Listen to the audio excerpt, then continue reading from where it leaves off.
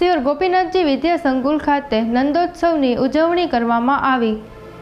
શાળાના બાલમંદિરથી 10 સુધીના તમામ વિદ્યાર્થીઓ ઉત્સાહભેર જન્માષ્ટમીના કાર્યક્રમમાં ભાગ લીધો હતો। શાળાના બંને આચાર્યો શ્રી ભાવેશભાઈ અને વકારભાઈ તેમજ સમગ્ર શાળા પરિવાર આ કાર્યક્રમમાં પોતાની કામગીરી ખૂબ સારી રીતે કરી હતી।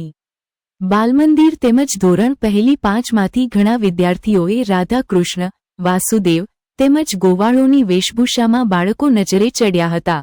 જાણે આજ સમર્થ વિદ્યાલયની ભૂમિ ગોકુળ ભૂમિ લાગી રહી હતી।